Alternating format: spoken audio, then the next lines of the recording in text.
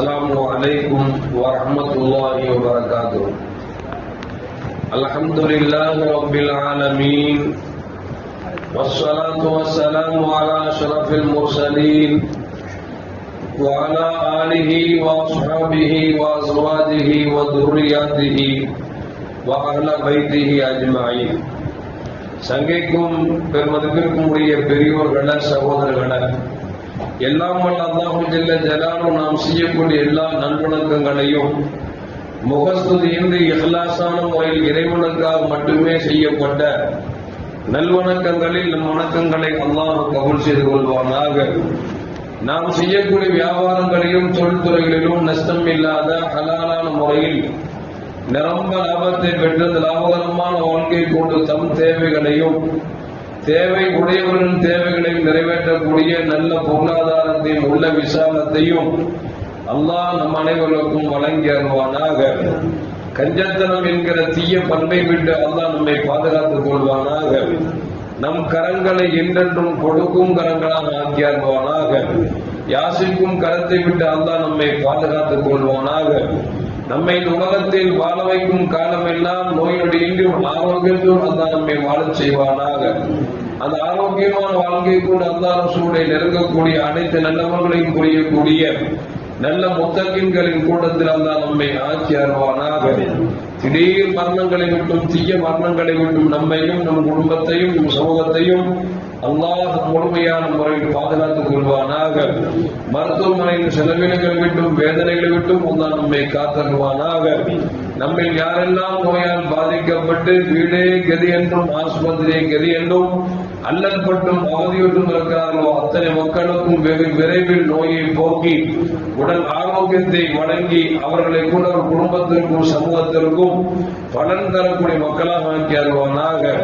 நாம் இந்த உலகத்தில் வாழ்ந்து முளைகிற நேரத்தில் லா இலாஹ இல்லல்லாஹ் முஹம்மது ரசூலுல்லாஹ் இந்த கலிமாவை மொழிந்து ஜன்னத்துல் ஃபிர்தௌஸை கண்ணால் கண்டு மகிழ்ந்து சிரித்தவனமாக மரணிக்கக்கூடிய வாக்கும் பெற்ற மக்களை அல்லாஹ் நம்மை ஆக்கி அருள்வானாக. மரணித்தும் மரணிக்காத இறைநேசம் கொண்டு அல்லாஹ் நம்மை ஆக்கி அருள்வானாக.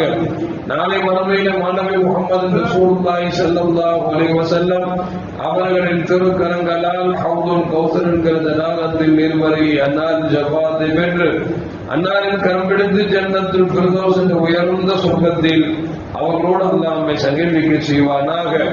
எல்லாவற்றுக்கும் மேலாக இறை அன்பை பெற்று இறைவனை பார்த்து பரவசம் அடையக்கூடிய அவர்களுக்காவையும் ரிதாவையும் பெற்ற மக்களில் அல்லாஹ் நம்மை ஆக்கி அருள்வானாக. அருமையான மோமின்களே, அல்லாஹு ஜல்ல ஜலாலுஹு வசனத்தில் இப்படி சொல்லுகிறார், இன்ன வஅதல்லாஹி ஹக்குன் ஃபலா தகுர்ரன்னகுமுல் ஹயாத்துத் துன்யா வலா யகுர்ரன்னகும் பில்லாஹில் கரூர்.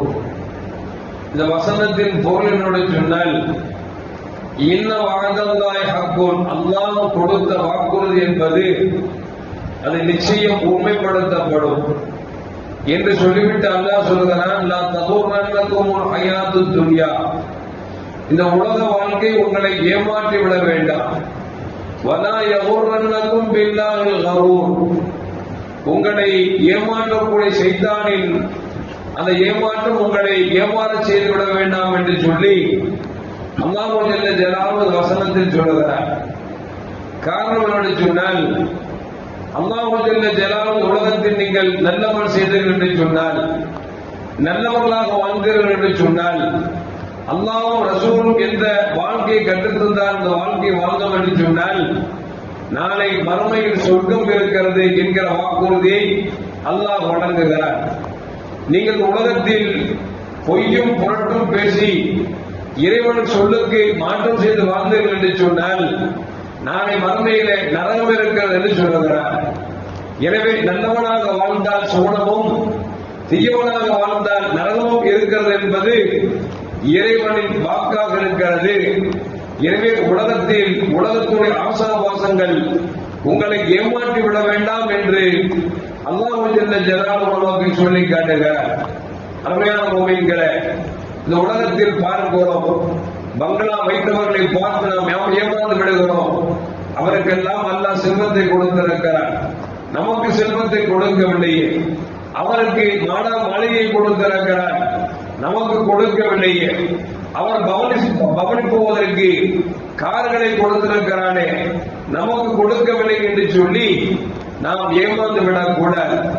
காரணம் சொன்னால், உலகத்தில் வாழுகிற பொழுது இப்படித்தான் சம்பாதிக்க வேண்டும், இப்படி சம்பாதிக்க கூடாது என்று இறைவன் கட்டளை இருந்தும் கூட நாம் செல்வத்தை பெருக்க என்பதற்காக, மனைமக்களை நன்றாக வாழச் செய்வதற்காக ஹராம் ஹலாலை பேணாமல் நாம் பொருளை சேர்க்க வேண்டும் என்கிற ஆசை வந்துவிடக் கூடாது. கண்மணி முகமது ரசூலுல்லாஹி ஸல்லல்லாஹு அலைஹி வஸல்லம் சொல்வார்கள், மனிதனுக்கு வயதாகினாலும் கூட இரண்டு விஷயத்தில் அவனுக்கு ஆசை குறைவதில்லை. ஒன்று, வாழுகிற வாழ்க்கை நீண்ட காலம் வாழ வேண்டும் என்கிற நமக்கு ஒரு ஆசை. இரண்டாவது, எனக்கு உடம்பில் தெம்பு கொடுத்தார் என்று சொன்னால் நான் இன்னும் பொருளை சேகரித்திருப்பேன் என்று சொல்லி பொருள் ஆசை. இந்த இரண்டும் இருக்கிறதே, மனிதன் வயதாகினாலும் கூட இந்த ரெண்டுக்கும் வயதாகவில்லை என்பதை கண்மணி முகமது ரசூலுல்லாஹி ஸல்லல்லாஹு அலைஹி வஸல்லம் சொல்கிறார்கள். சொல்லிவிட்டு பெருமானார் ஸல்லல்லாஹு சொன்னார்கள், இந்த துன்யா இருக்கிறதே, இந்த உலகம் இருக்கிறதே, அல்லாஹ்வின் பார்வையில் ஈயனுடைய ரெக்கையின் அளவிற்கு கூட மதிப்பும் மரியாதை அற்றதாக இருக்கிறது.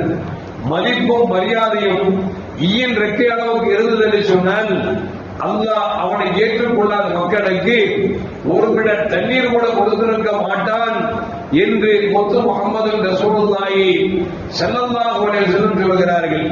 எனவே அவையான மக்களே, உலகத்தை குறித்து அல்லாஹ் சொல்வார், ஜீனத்துல், இது ஒரு அலங்காரம் உலகம் என்று சொல்லுகிறார். இன்னொரு இடத்தில் ஆசை நிறைந்த உலகம் என்று சொல்லுகிறார். எனவே அலங்காரத்தை கண்டோ அல்லது ஆசைகளை கொண்டோ இந்த உலகத்தில் நாம் ஏமாந்து விடக்கூடாது. ஏனென்று சொன்னால் நபிகள் நாயகம் ஸல்லல்லாஹு, மறுமையின் கவலை யாருக்கு அதிகமாக இருக்கிறதோ உலகத்தில் வாழுகிற பொழுது போதும் என்ற மனம் வந்துவிடும். உலகத்தின் ஆசாபாசங்கள் யாருக்கு அதிகம் நிறைந்து விடுகிறதோ அவருக்கு எவ்வளவு கொடுத்தாலும் போதாது, இன்னும் வேண்டும் வேண்டும் என்று சொல்வான் என்று கண்மணி முகமது ரசூலுல்லாஹி ஸல்லல்லாஹு அலைஹி வஸல்லம் சொல்கிறார்கள். எனவே உலகம் என்பதை பார்ப்பதற்கு ரம்மியமாகவும் அலங்காரமாகவும் இருக்கும். அந்த ரம்மியத்தையும் அலங்காரத்தையும் பார்த்து நாம் ஏமாந்து விடக்கூடாது. ஒரு கட்டத்தில் சுலைமான் அலைஹிஸ்ஸலாம் இடத்தில் ஒரு புறா கூட்டம் ஒன்று வந்தது. சொன்னார்கள், சுலைமான் அலைஹிஸ்ஸலாம் அவர்களே, எங்கள் கூட்டத்தில் ஒரு புறாவை ஒரு வேடன் அடித்து விட்டான், அடித்துக் கொண்டவன் சாப்பிட்டு விட்டான், அதை உங்களிடத்தில் நியாயம் கேட்க வந்திருக்கிறோம் என்று சொல்லும் பொழுது சுலைமான் அலைஹிஸ்ஸலாம், அப்படியா, அந்த வேடன் யார் என்று விசாரித்து அந்த வேடனை அழைக்கிறார்கள். ஏன்பா, நீ புறாவை ஒன்றை அடித்து சாப்பிட்டு விட்டாயாமே, ஏன் அடித்தாய், முறையிடுகிறது என்று சொன்ன பொழுது அந்த வேடன் சொன்னான், புறாவை அடித்து சாப்பிடுவதற்குத்தான் எனக்கு இறைவன் அனுமதி கொடுத்திருக்கிறானே, அப்படி இருக்கும் பொழுது நீங்கள் எப்படி விசாரணை செய்து எனக்கு தண்டனை கொடுப்பீர்கள் என்று சுலைமான் அலைஹிஸ்ஸலாம் இடத்துல அந்த புறா சொன்னதா, புறாவை அடித்தவன் சொன்னானா. அப்பொழுது சுலைமான் அலைஹிஸ்ஸலாம் கேட்டாங்கன்னா, புறாவே, உன்னை சாப்பிடுவதற்கு இறைவன் அனுமதி கொடுத்திருக்கிறான், எனவே அடித்து சாப்பிட்டான் என்று சொல்கிறானே, நான் எப்படி இதற்கு நியாயம் தர முடியும் என்று சொன்ன பொழுது அந்த புறா சொன்னதாம், நான் பரக்கத் என்கிற ஒரு இடத்திற்கு தண்ணி குடிக்க வந்தேன், அப்படி வருகிற பொழுது அங்கே பலரும் இருந்தார்கள், நாங்கள் தண்ணி குடிக்க செல்லவில்லை. காரணம், இவர்கள் நம்மை வேட்டையாடுகிறார்கள் என்று சொல்லி மனிதர்களை பார்த்து நாங்கள் திரும்பி திரும்பி சென்று விட்டோம். ஆனால் இப்போது வேட்டையாடினானே, அவனை பார்த்தால் அழகான முறையில் நீண்ட தாடி வைத்திருந்தார், நீண்ட சட்டைகளை போட்டிருந்தார். இவனை பார்த்தால் இறைபக்தி உள்ளவனை போன்று தெரிந்தது.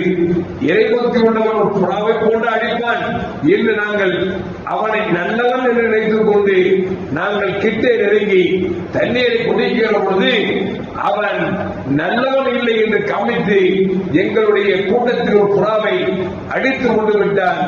யதார்த்தமாக அவன் சாதாரண நிலையில் இருந்து அடித்திருந்தால் உங்களுக்கு முறையிட்டிருக்க மாட்டேன். நல்லவனை போன்று நாடகம் ஆடி அவனை நாங்கள் ஏமாந்து விட்டோம், எனவே எங்களை ஏமாற்றுவதற்காக நீங்கள் எங்களுக்கு நியாயம் தர வேண்டும் என்று சொல்லி புறம் கேட்டது என்கிற ஒரு நிகழ்ச்சியை வரலாற்றிலே பதிவு செய்வார்கள்.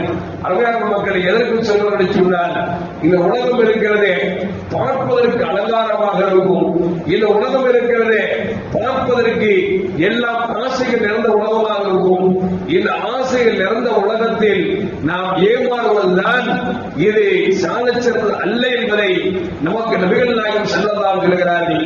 இந்த ஆசை நிறைந்த உலகத்தில் தன்னை யார் ஆசை இல்லாமல் இறை பயத்தோடு வாழ்கிறார்களோ அவர்களுக்கு சோடம் இருக்கிறது என்பதை அல்லாஹ் ஜல்ல ஜலாலுஹு சொல்லி காட்டுகிறார்.